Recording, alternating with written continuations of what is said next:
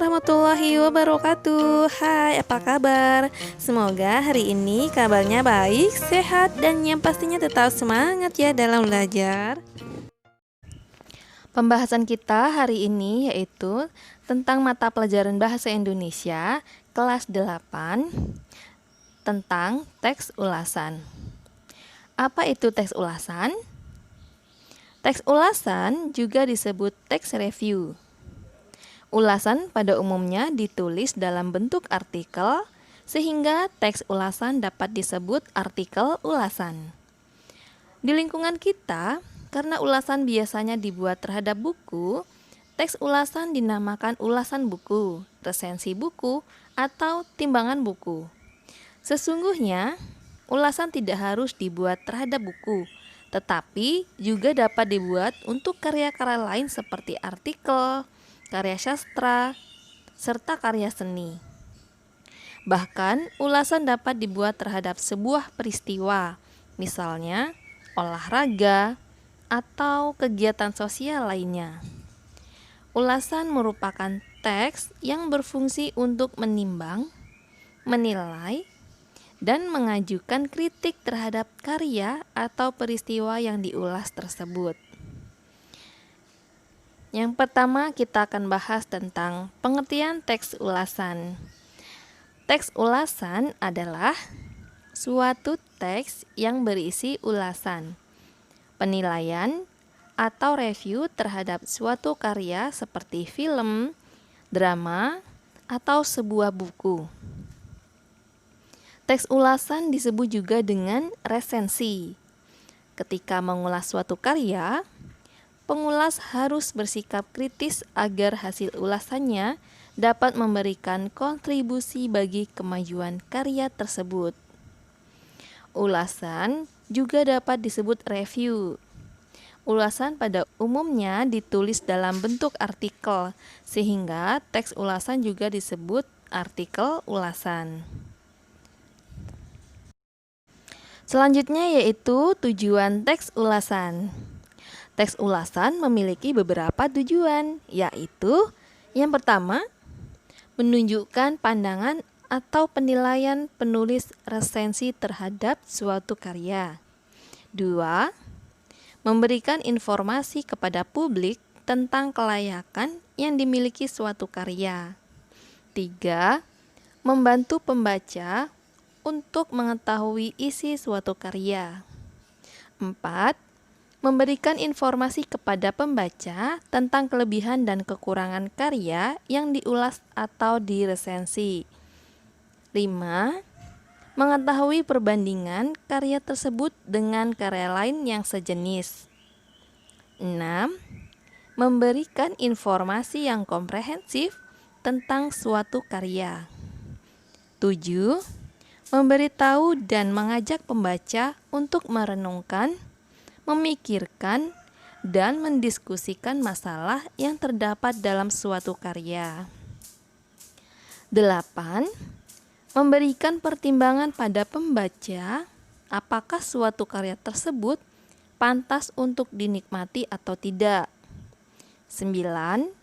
Memudahkan pembaca dalam memahami hubungan suatu karya dengan karya lain yang serupa. 10. Memberikan pertimbangan bagi pembaca sebelum memutuskan untuk memilih, membeli, dan menikmati suatu karya. Baik, kita akan lanjutkan yaitu tentang ciri-ciri teks ulasan. Teks ulasan atau resensi memiliki ciri-ciri yaitu sebagai berikut.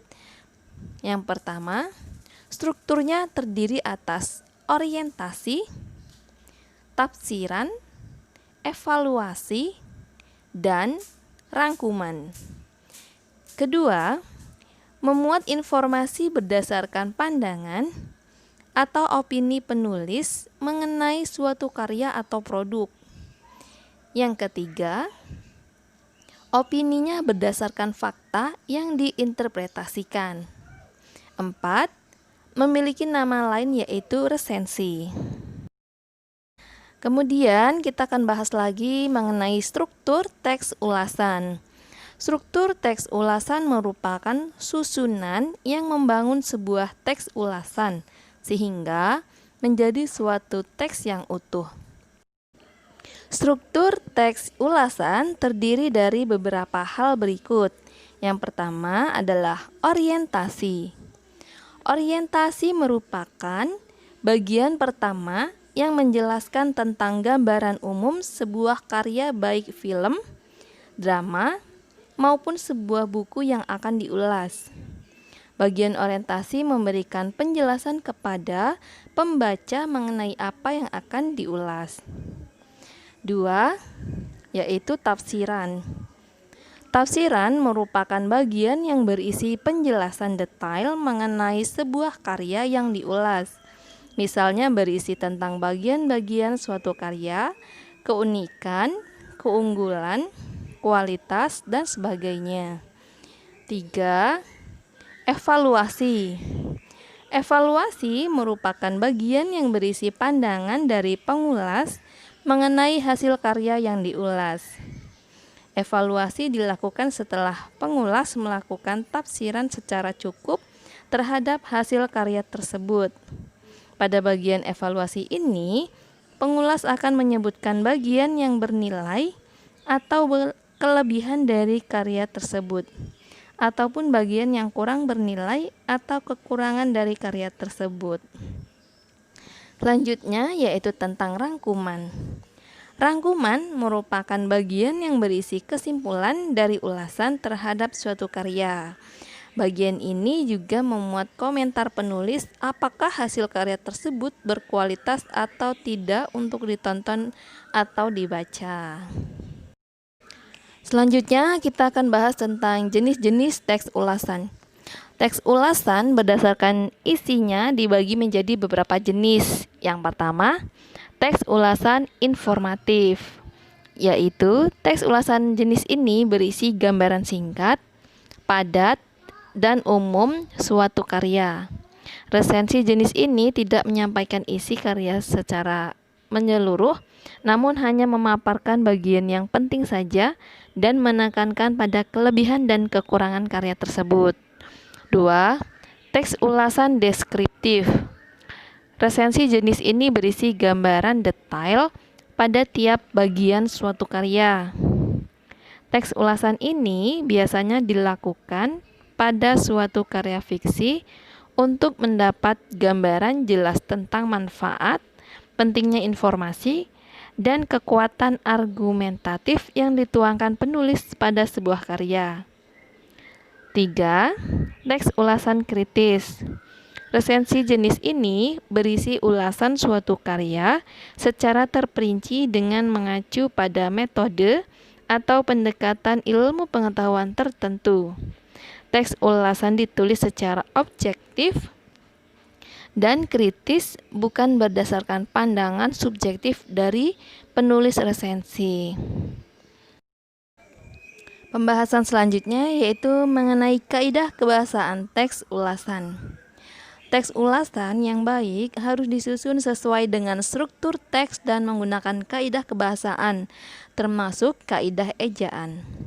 Berikut ini adalah contoh kaidah kebahasaan dalam ulasan teks film atau drama. Yang pertama, istilah. Istilah adalah kata atau gabungan kata yang dengan cermat mengungkapkan makna konsep, proses, keadaan, atau sifat yang khas dalam bidang tertentu. Istilah khusus adalah istilah yang digunakan untuk bidang tertentu dan pemakaiannya hanya dipahami oleh orang berkecimpung dalam bidang tersebut.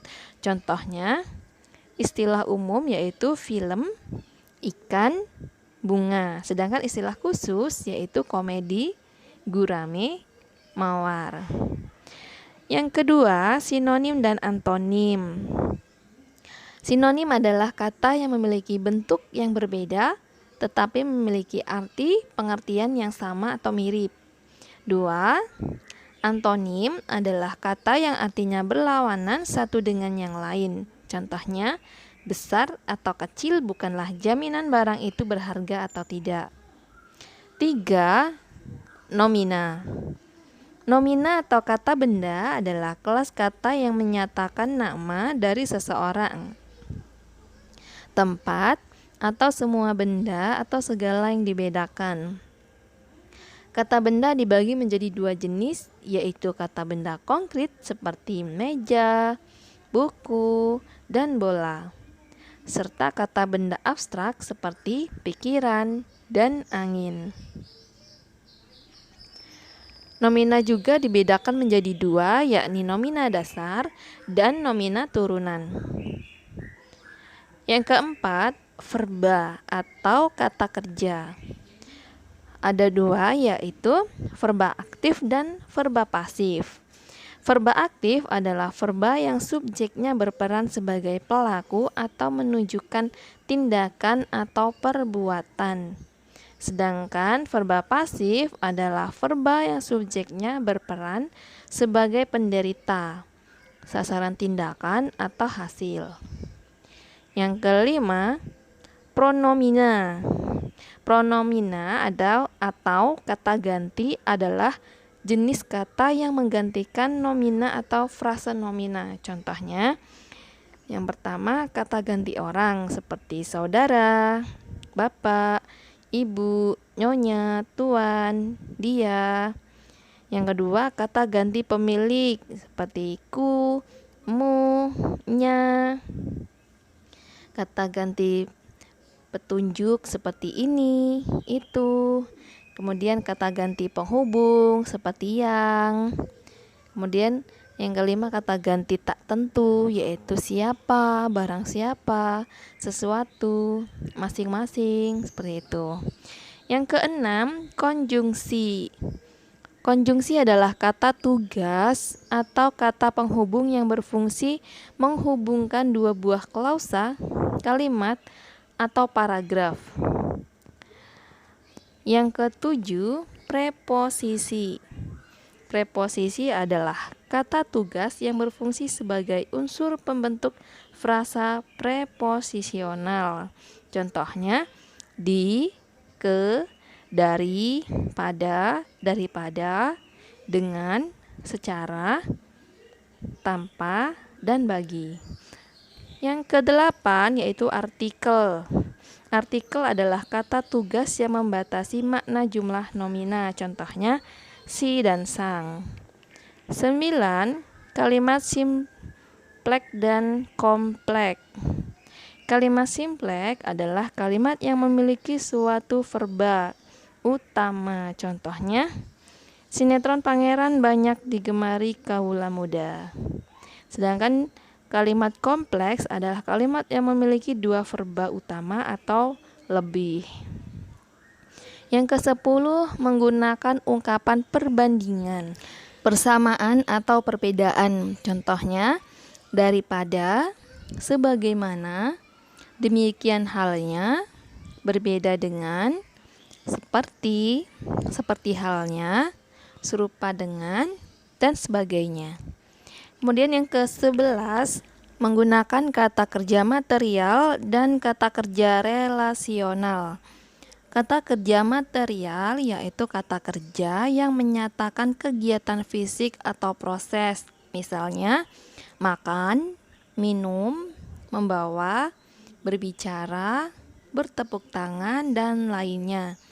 Sedangkan kata kerja relasional adalah kata kerja yang berfungsi untuk membentuk predikat nominal dan juga dapat membantu memperjelas predikat. Demikian pembahasan hari ini mengenai teks ulasan. Apabila kurang paham, kalian bisa tulis pertanyaan atau saran di kolom komentar ya.